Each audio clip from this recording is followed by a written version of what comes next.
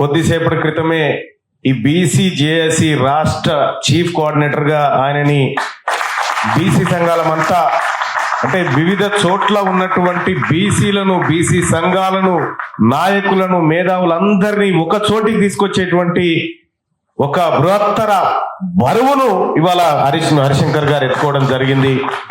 అలాగే హరిశంకర్ అన్నని రాష్ట్ర చీఫ్ కోఆర్డినేటర్ గా నియమించినటువంటి మనన్న పెద్దలు సూర్యారావు గారికి, అలాగే మిగతా మిత్ర బృందానికి, అలాగే వేదిక మీద ఉన్నటువంటి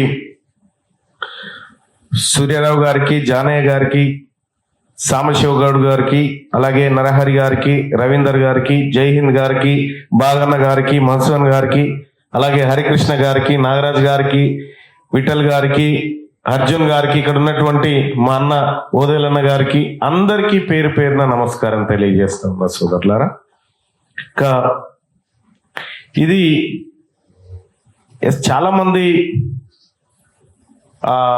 ఉద్యమం నిర్మాణం జరగాలి, ఎట్లా జరగాలి అనేటువంటి అంశం మీద చాలా మంది అభిప్రాయాలు తెలియజేసినారు.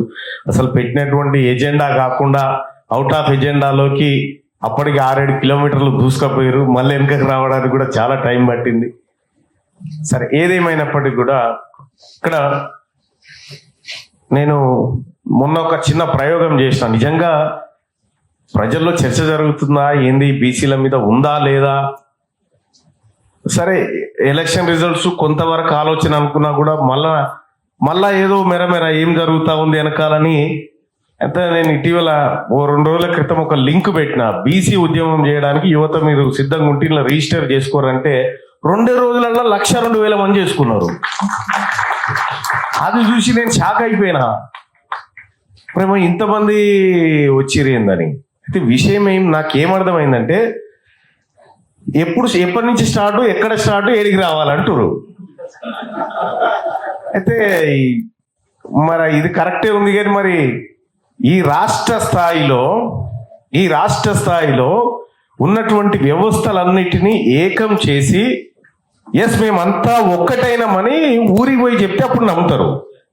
అది చేయకుండా మనం అటుపోవడం కుదరదు. కాబట్టి ఈ బృహత్తరమైనటువంటి కార్యక్రమాన్ని వల్ల హరిశంకర్ అన్న భుజాన్ని మీదకి ఎత్తుకున్నాడు.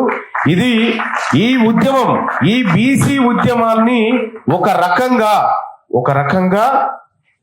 తన భుజాల మీద మోసుకుంటూ ఇప్పుడు గ్రామం దాకా తీసుకుపోయేటువంటి బాధ్యత హరిశంకర్ అన్న భుజాల మీద పడ్డది.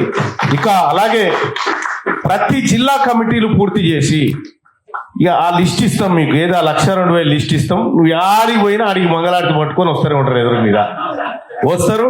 మీ కమిటీ అంతా పోతారు, జానన్న, సూర్యరావు అన్న, వదిలన్న అందరు కూడా వస్తూనే ఉంటారు. అందరు ఏడికి పోతే ఆడ వాళ్ళే ఉల్టా వచ్చి మా పేర్లు రాయి అంటారు. మరి వ్యవస్థ అయితే రెడీగా ఉంది కింద, నాకు అర్థమైన కాడికి. కానీ చిన్న చిన్న హార్డిల్స్ మనకు రాష్ట్ర స్థాయిలో కనిపిస్తూ ఉన్నాయి. అనేకమైనటువంటి మన మిత్రులే వివిధ సంఘాలలో ఉండి వాళ్ళ ప్రయత్నాలు వాళ్ళు చేస్తూ ఉన్నారు. కాబట్టి వాళ్ళందరినీ కలుపుకొని పోవాల్సినటువంటి అవసరం ఉంటుంది. ఇది ఎందుకంటే ఆర్ కృష్ణన్న లాంటి వాళ్ళు వాళ్ళ స్థాయిలో ఒక 30 సంవత్సరాలు కొట్లాడుతూనే ఉన్నారు. జాదుల సీనన్న లాంటి వాళ్ళు కొట్లాడుతూనే ఉన్నారు. ఇంకా చాలా మంది మిత్రులు వాళ్ళ ప్రయత్నాలు చేస్తూ ఉన్నారు. వాళ్ళ ప్రయత్నాన్ని తప్పుపట్టడానికి లేదు. వాళ్ళకు ఆ రోజుల్లో ఉన్నటువంటి లిమిటెడ్ ఏదైతే కొద్ది అవకాశాలు ఉన్నాయో అవకాశాల మధ్య వాళ్ళు చేయగలిగారు. కాబట్టి అది అంతవరకు పోగలిగింది. అయితే ప్రధానంగా ఇటీవల ఇప్పుడు మన దాంట్లోనే మనల్ని పెట్టి దెబ్బ కొట్టేటువంటి కార్యక్రమం చేస్తారంటారు. కానీ మనము మనోన్ని శత్రువుగా భావిస్తలేం కాబట్టి మనకు దెబ్బలతో పని లేదు. ఫస్ట్ ఆఫ్ ఆల్ వాడు మనవాడే కాబట్టి మనకేం ఇబ్బంది లేదు. ఇక ఇంకొక విషయం కూడా సోదరుడు విఠల్ కూడా చెప్పిండు, మేము రియలైజ్ అయ్యే వరకల్లా చాలా రోజులు పట్టింది మల్లన్న అని చెప్పి మిత్రుడు చెప్పడం జరిగింది. ఇక్కడ ఏ ఒక్క రోజు కూడా తీన్మార్ మల్లన్న నన్ను విమర్శించిన వాళ్ళకి నేను ఎప్పుడు విమర్శించలే. నా జీవితంలో ఇప్పటి వరకు వాళ్ళు ఒక్క మాట కూడా అనలే. నేను ఒక మాట ఏం చెప్పినంటే, తిట్టినా నా కూడా తిట్టాలరా అని చెప్పిన. నన్ను ఇంకోటి తిట్టడానికి కూడా ఛాన్స్ లేదని చెప్పిన. తిట్టినా నా కూడా తిట్టాలి, మెచ్చుకున్నా నా కూడా మెచ్చుకోవాలి, నువ్వు తిడితే మాత్రం ఊకోనని చెప్పిన. అందుకోసమే ఒకటైతే స్పష్టత వచ్చింది. తెలంగాణ రాష్ట్రంలో మరో ఉద్యమం రావాల్సినటువంటి అవసరాన్ని ప్రజల నుంచి వస్తున్నటువంటి స్పందన ఇదంతా చూస్తూ గుర్తిస్తా ఉన్నాం. వాస్తవానికి ఈ కండువా తయారు చేయడానికి నేను ఎంత ఆలోచించినంటే ఇది కార్మికుల కర్షకులను రిఫ్లెక్ట్ చేస్తా ఉందనేటువంటి చాలా కండువాలు చూసిన ఆ కండువాలను చూస్తేనే ఇప్పుడు కొంతమంది ఇప్పుడు ఉన్న అగ్రవర్ణం వల్ల అపాయింట్మెంట్ దొరికిందంటే వాని వల్ల ఏ ప్రమాదం లేదని భావిస్తేనే ఇస్తాడు వాడు. ఇప్పుడు తీన్మార్ వల్ల నాకు అపాయింట్మెంట్ ఇచ్చేంత దమ్ముందా? ఫస్ట్ ఆఫ్ ఆల్ నేను తీసుకునే సోయలేదా? నాకు విషయం ఏంటంటే ఈ వ్యవస్థలో పుడుతున్నటువంటి ఉద్యమం కొత్త రంగులతోటి, కొత్త ఆశలతోటి, కొత్తగా ఈ ప్రపంచంలో ఈ వర్గాల ప్రజలకు ఒక కొత్త తీరాన్ని చూపెట్టే విధంగా ఉండాలనేటువంటి ఉద్దేశంతో ఈ కొత్త వ్యవహారం. నిజంగా చెప్తా ఉన్నా, బీసీ సంఘం మీటింగ్ అంటే వాస్తవానికి వీళ్ళు ఎవ్వరు ఉండరు తెలుసా. ఆ సంఘం వేరే ఉంటుండే, అది వేరే ఉంటది, దాని వ్యవహారం వేరే ఉంటది, దాని కథ వేరే ఉంటది, ఆ లెక్క వేరే ఉంటది. కానీ ఇవాళ నేను హరిశంకర్ అన్నకు చెప్పింది ఏంటంటే 25 మందిని పిలువు చాలని చెప్పిన. వీడికి 25 మందిని పిలువమంటే ఇప్పుడు 63 మంది అయ్యారు వీడికి. యాక్చువల్గా ఇది ఒక కోర్ గ్రూపును తయారు చేసి తద్వారా జిల్లా స్థాయి ఆ తర్వాత మండల స్థాయికి ఎట్లా పోవాలనేటువంటి ఒక రీసెర్చ్ వింగ్ ను ఆల్రెడీ బీసీల కోసం ఒక రీసెర్చ్ వింగ్ నడుస్తూ ఉంది. సో ఇట్లా డైరెక్ట్ విడిపోయినటువంటి వాళ్ళందరూ కూడా ఒక తాటి మీద తేవడానికి ఒక బలమైన ఎవరు నాయకులు కావాలని నేను, సూర్యారావు అన్న, తర్వాత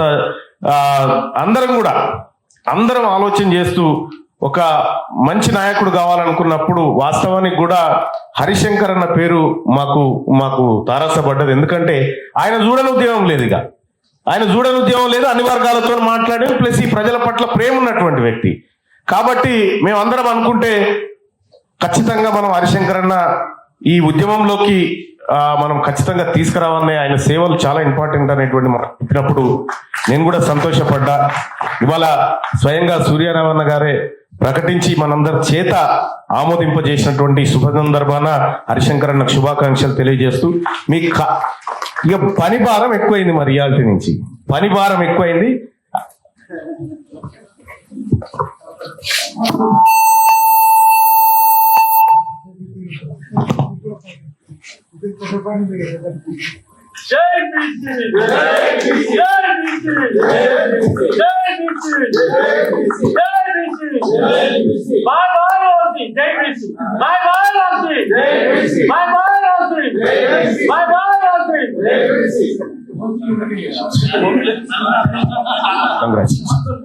ఇక్కడ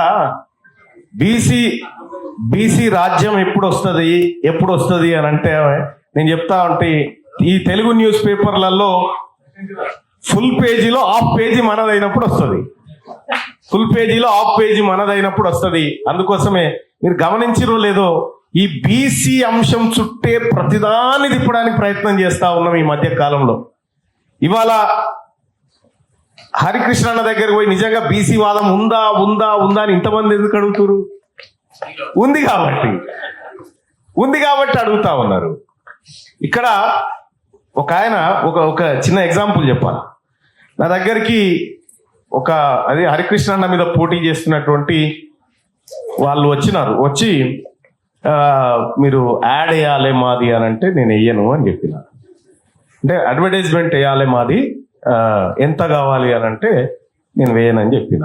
ఎందుకు వేయరంటే నా వాడు నిలబడ్డాడు అక్కడ, అతనికి ద్రోహం చేసినట్టు అవుతుంది, నాకు నీ పైసలు వద్దు, నీ యాడ్ వద్దు, నువ్వు ఇంకోసారి రావద్దు, ఐఎమ్ నాట్ ఇంట్రెస్టెడ్ అని పెట్టిన మెసేజ్. నిజంగా నేను ఇంకో కార్యక్రమం చేయాలంటే నా ఆలోచన విధానం ఇట్లుండదు.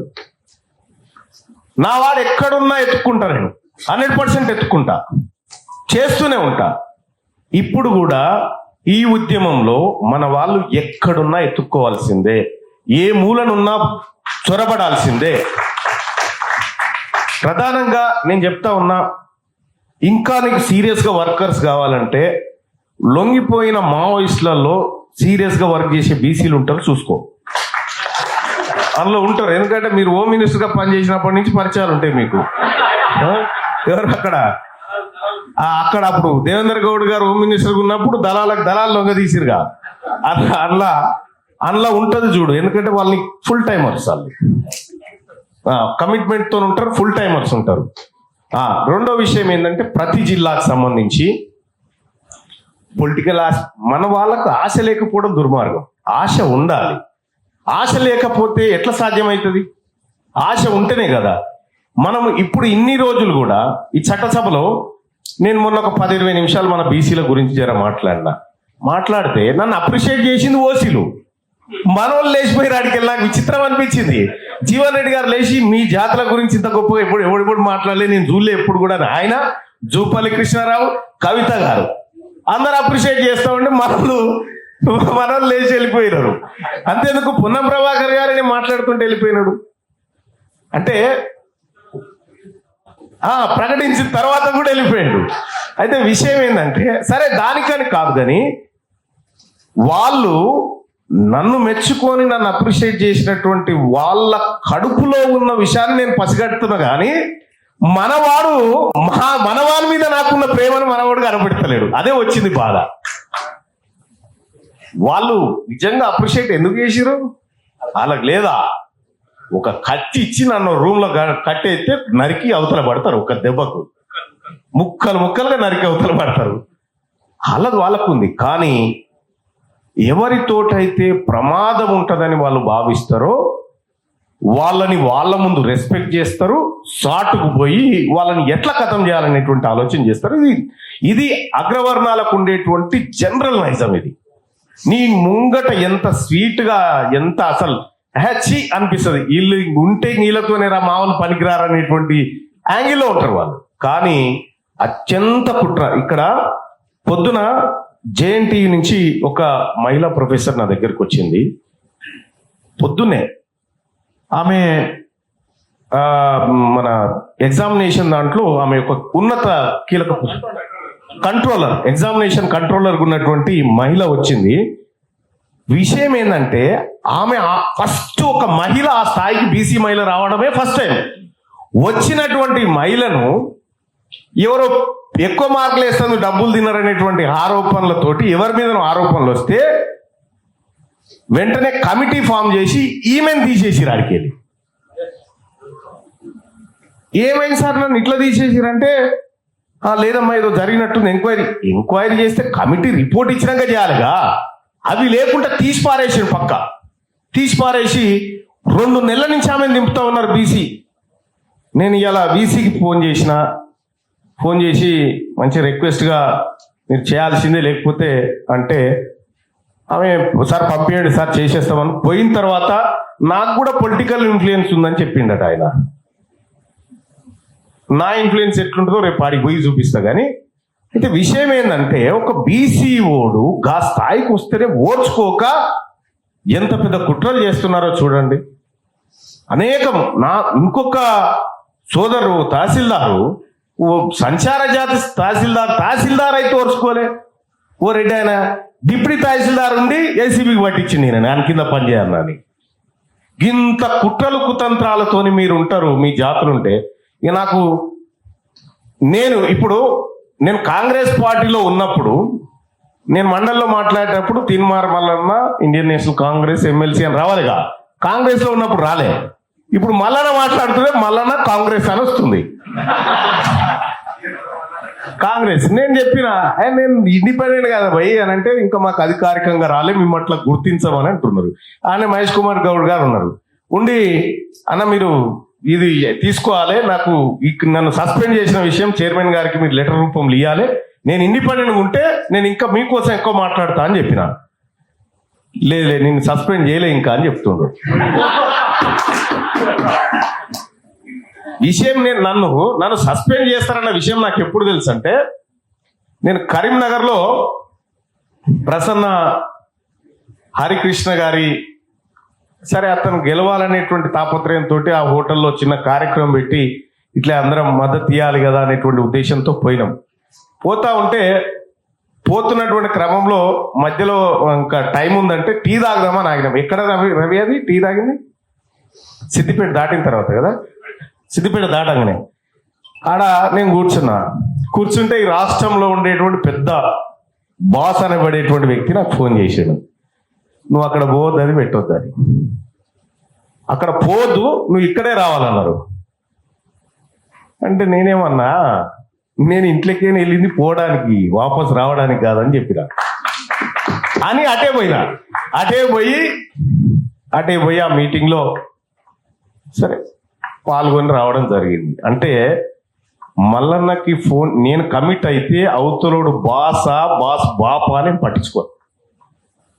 ఈ తెలంగాణలో పుట్టినటువంటి మలిదశ బీసీ ఉద్యమంలో కూడా నేను చెప్తా ఉన్నా, నా చిన్న పిల్లల మీద ఒట్టే చెప్తా ఉన్నా, కమిటెడ్గా వచ్చిన, నేను కమిట్మెంట్తో వచ్చిన. నేను ఈ కమిట్మెంట్లో నన్ను చాలా మంది చెప్తారు, తీన్మార్ మల్లన్నను కాపాడుకోవాల్సిన బాధ్యత నాది. నేను కదా మిమ్మల్ని కాపాడుతాను వచ్చింది, నన్ను కాపాడేది ఏముంటది?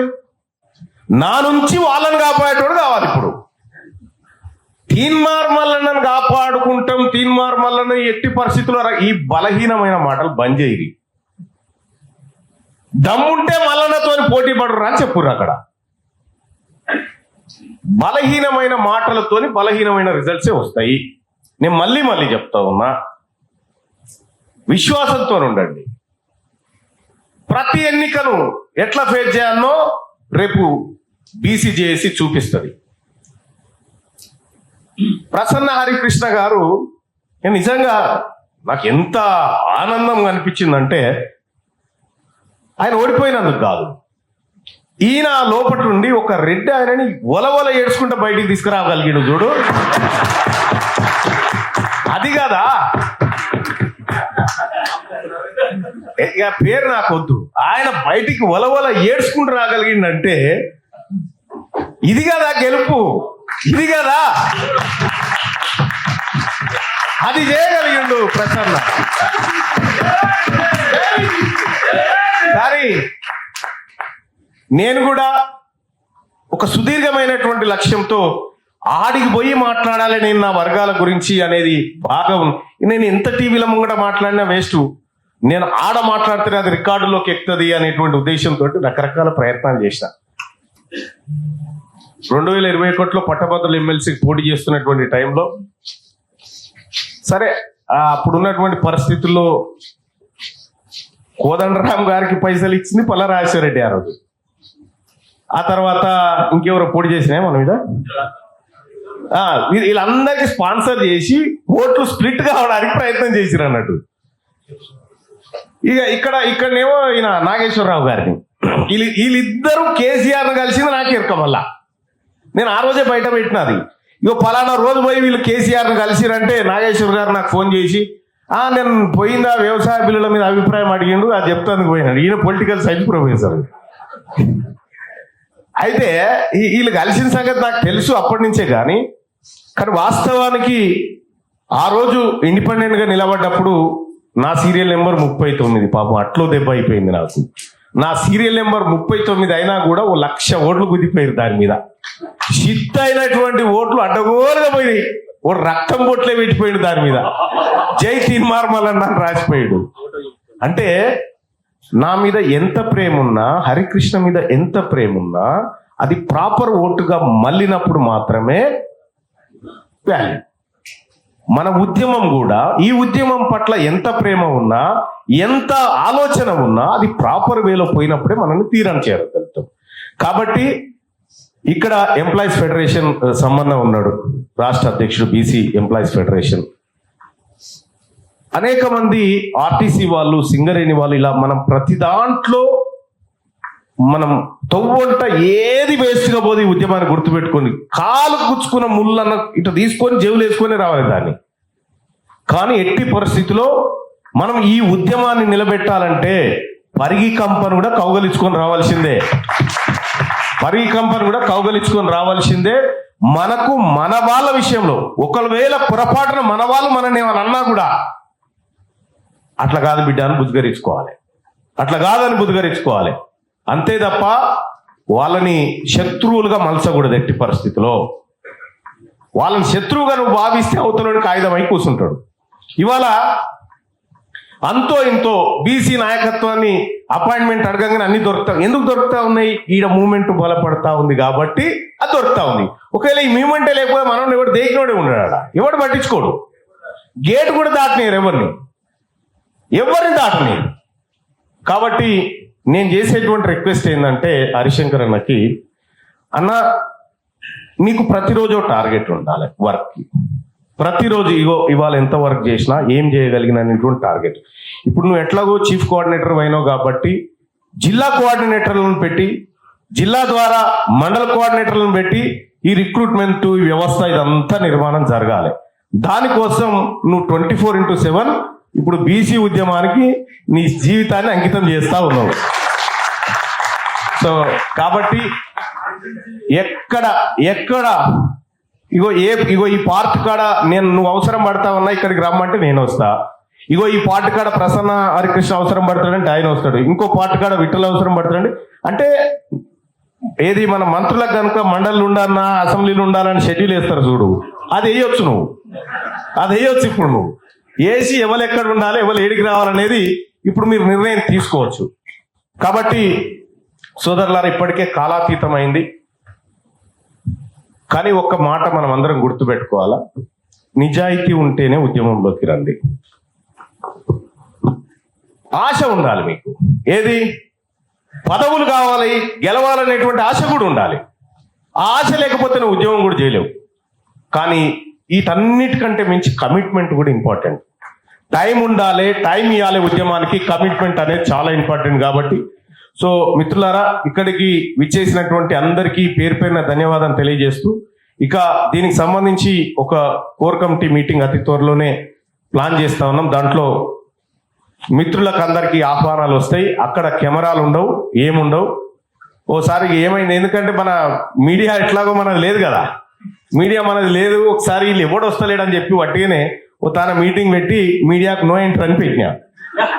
అప్పుడు అందరు వచ్చారు, మీడియాకు నో ఎంట్రీ అంటే అందరు వచ్చిరా. అలా